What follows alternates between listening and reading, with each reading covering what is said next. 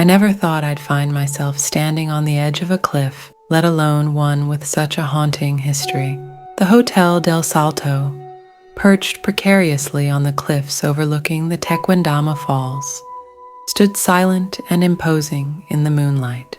Its silhouette against the night sky sent shivers down my spine, yet I couldn't tear my eyes away from its eerie beauty. As I approached the entrance, the air grew heavy with the weight of centuries-old stories. The hotel, once a luxurious retreat for the elite, now stood abandoned, its walls echoing with the whispers of the past. I couldn't help but wonder about the souls who had met their end here, their final moments frozen in time.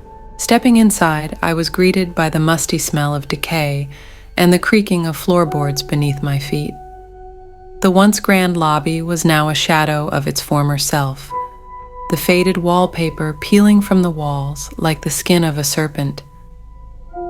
I felt a chill run down my spine as I imagined the ghosts of the past watching me from the shadows. I made my way up the grand staircase, the wood groaning under my weight. Each step seemed to echo with the footsteps of those who had walked these halls before me. As I reached the top, I was met with a long hallway, lined with doors, each one a portal to a different era. I chose a room at random and stepped inside, the door creaking ominously behind me. The room was small and dimly lit, the furniture covered in dust. I couldn't shake the feeling that I was being watched, that the eyes of the past were upon me. As I lay down to sleep, I couldn't help but think about the legends surrounding this place, the stories of the Indigenous Muisca tribe leaping from these cliffs to escape the Spanish colonizers, the tales of guests who had met their end in the icy waters below. Were their spirits still trapped within these walls, doomed to wander for eternity? I awoke to the sound of a woman's voice, soft and melodic. I sat up, my heart pounding in my chest, and listened intently. The voice seemed to be coming from the cliffs outside, calling to me, beckoning me to join her in the abyss below. Without thinking, I rushed to the window and looked out. There, standing on the edge of the cliff, was a figure cloaked in white, her long hair billowing in the wind. She turned to me, her eyes dark and sorrowful, and held out her hand.